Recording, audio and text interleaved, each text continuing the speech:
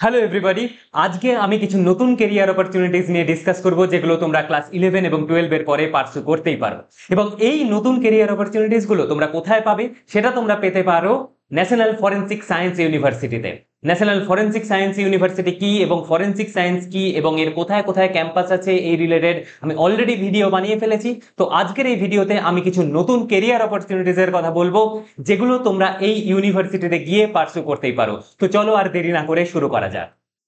তো প্রথমেই আমি তোমাদেরকে যে কেরিয়ার অপরচুনিটিস এর কথাটা বলবো সেটা হচ্ছে BBA MBA with specialisation in forensic accounting and fraud investigation অথবা ফাইন্যান্সিয়াল ম্যানেজমেন্ট এবং বিজনেস অ্যানালিটিক্স অ্যান্ড ইন্টেলিজেন্স। এই কোর্সটা তোমরা পার্সু করতে পারো এবং এখানে দেখো প্রোগ্রাম ওভারভিউ এবং তার ডিটেলসটা দেওয়া আছে। আমি যেগুলো ইম্পর্টেন্ট সেই জিনিসটা বলে দিই যে এটা হচ্ছে একটা 5 বছরের ইন্টিগ্রেটেড কোর্স এবং কারণ এখানে একসাথে বিবিএ এবং এমবিএ ডিগ্রি তোমরা পাবে এবং এর ডিউরেশন হচ্ছে 5 ইয়ার্স। তো এর এলিজিবিলিটি ক্রাইটেরিয়াটা কি? এলিজিবিলিটি ক্রাইটেরিয়া হচ্ছে past or appeared in 10+2 or equivalent examination in any of the stream with lowest 60% for general OBC EWS category. তার মানে তোমরা সায়েন্স হও আর্টস হও সেটা ম্যাটার করে না, যে কোনো ভাবে তোমরা যদি ক্লাস 12 এর এক্সাম কোয়ালিফাই করো with 60% marks for general OBC EWS category candidates এবং 55% or equivalent for SC ST and PWD candidates, তোমরা কিন্তু এই কোর্সের জন্য এলিজিবল। এবং তোমরা কিভাবে এর মধ্যে অ্যাডমিশন নেবে না, এনএফএটি যে এক্সামিনেশনের কথাটা আমি আগের ভিডিওতে বলেছিলাম সেই এক্সামের মাধ্যমেই। ঠিক আছে, এটা হচ্ছে একটা কেরিয়ার অপরচুনিটি যেটা তোমরা পার্সু করতে পারো। তো চলো দেখে নেওয়া যাক যে সেকেন্ড আমাদের হাতে কি কেরিয়ার অপরচুনিটি আছে এই এনএফএসইউ তে। সেটা হচ্ছে BSc in criminology and forensic science. এই যে ক্রিমিনোলজি এবং ফরেনসিক সায়েন্সে তোমরা বিএসসি ডিগ্রি পার্সু করতে পারো এবং যেহেতু এটা গ্র্যাজুয়েট লেভেল কোর্স এর ডিউরেশন হচ্ছে 3 বছর। এবং এর এলিজিবিলিটি ক্রাইটেরিয়াটা কি? এখানে তোমাদেরকে 10+2 অর ইকুইভ্যালেন্ট এক্সাম অর্থাৎ উচ্চ মাধ্যমিক পাস করতে হবে ইন সায়েন্স। ঠিক আছে, এখানে কিন্তু শুধুমাত্র সায়েন্স স্টুডেন্টরা eligible with physics chemistry biology mathematics with at least 55% for general OBC EWS category candidates এবং 50% or equivalent for ST SC and PWD candidates. ঠিক আছে, খুবই স্বচ্ছ এলিজিবিলিটি ক্রাইটেরিয়া। আশা করি তোমরা বুঝতে পারছো কি এলিজিবিলিটি ক্রাইটেরিয়া এবং তারপরে তোমরা যে কোর্সটা পার্সু করতে পারো, ঠিক আছে, সেটা হচ্ছে BSc in criminology and forensic science. Okay, চলে যাওয়া যাক নেক্সট টপিকে। সেটা হচ্ছে কি বিএ এমএ ইন ক্রিমিনোলজি। এই টপিকটায় তোমরা এই টপিকটার ওভারভিউ এখানে বলা আছে এবং যেহেতু এটা একসঙ্গেই ব্যাচেলার্স এবং মাস্টার্স কোর্স সেই কারণে এটা হচ্ছে 5 ইয়ার্স ইন্টিগ্রেটেড কোর্স এবং এর ডিউরেশন হচ্ছে 5 বছর। তোমরা উচ্চ মাধ্যমিকের পরে এটা মানে পার্সু করতে পারো এবং তার যে এলিজিবিলিটি ক্রাইটেরিয়া সেটা কি 10+2 or equivalent in any subject with at least, এখানেও দেখো এনি সাবজেক্ট বলা হচ্ছে, ঠিক আছে, with at least 60% for general OBC EWS category candidates এবং 55% or equivalent for ST SC and PWD candidates. আশা করি বুঝতে পেরেছো। চলো নেক্সট যে টপিকটা সেটা হচ্ছে BSc MSc in forensic science. এটা দেখো ব্যাচেলার্স এবং masters course for science students এবং এই যে তোমাদের কোর্সটার নাম হচ্ছে ফরেনসিক সায়েন্স। ঠিক আছে, ফরেনসিক সায়েন্স কি আমি আগে অলরেডি ডিসক্রাইব করেছি, সুতরাং এখানে আমি আর সেটা বলবো না। আমি যেটা বলতে চাই সেটা হচ্ছে এটা যেহেতু একসাথে ব্যাচেলার্স এবং মাস্টার্স কোর্স তাই সেই কারণে এর ডিউরেশন হচ্ছে 5 বছর এবং এখানে প্রোগ্রাম ওভারভিউ দেওয়া আছে, তোমরা ভিডিও পজ করে সেটা দেখে নিতে পারো তোমাদের কি কি কেরিয়ার অপরচুনিটিস তোমরা পাবে। এটা করার পরে সমস্ত কিছু কিন্তু এখানে ডিটেলসে বলা আছে।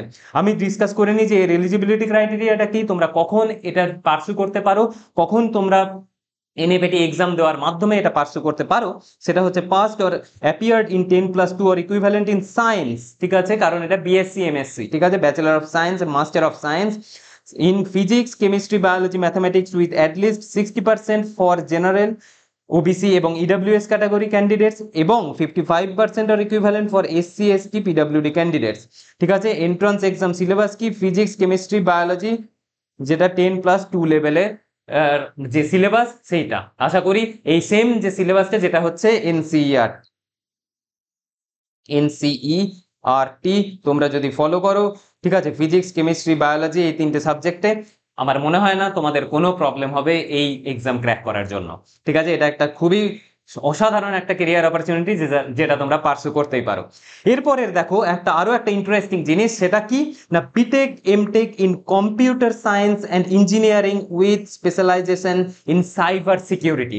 আজকের যে সমাজ সেখানে কিন্তু এটা one of the most important subject এবং সামনের যে ভবিষ্যৎ, নিকট ভবিষ্যতে অন্যতম একটা মূল্যবান সাবজেক্ট যেটা তোমরা পার্সু করতে পারো।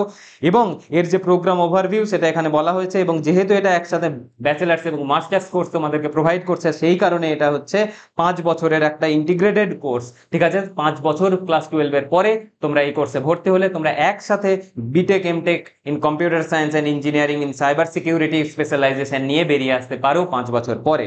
কি এর এলিজিবিলিটি ক্রাইটেরিয়া না pass in 10+2 or equivalent in physics and mathematics as compulsory subject. তোমাদের কম্পালসারি সায়েন্স তো হতেই হবে এবং সেখানে ফিজিক্স এবং ম্যাথমেটিক্স যেন থাকে, along with one of the subject out of, বাকি যে সাবজেক্টগুলো আছে যেগুলো আমি বলবো তার মধ্যে যে কোনো একটা সাবজেক্ট থাকতে হবে, হতে পারে কেমিস্ট্রি, বায়োলজি, ইনফরমেশন প্র্যাকটিসেস এবং বায়োটেকনোলজি, এরকম এই এতগুলো টপিকের মধ্যে যে কোনো একটা টপিক তোমাদের থাকলেই হবে।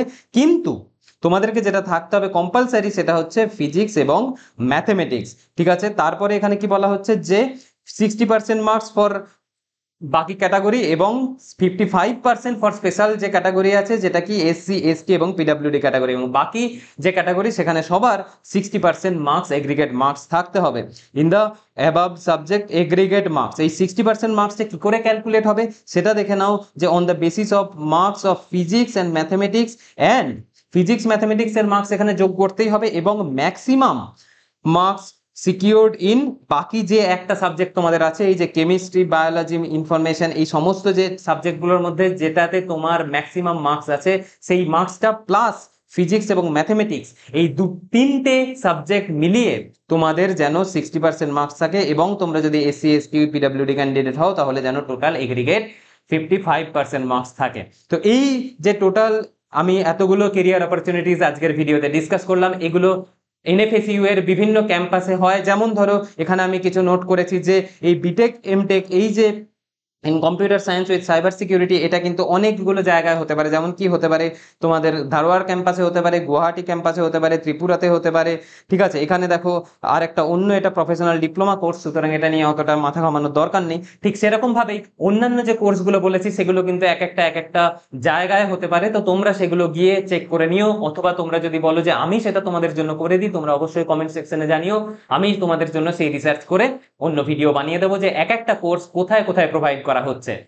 এনএফএসইউ এর কোথায় কোথায় কোর্স আছে সেটা আমি অলরেডি আগের ভিডিওতে বলে নিয়েছি, তোমরা যারা এখনো সেই ভিডিওটা দেখোনি সেই ভিডিওটা গিয়ে দেখে নাও। এই ভিডিওতে এইটুকুই, দেখা হচ্ছে পরের ভিডিওতে, ততক্ষণের জন্য বাই।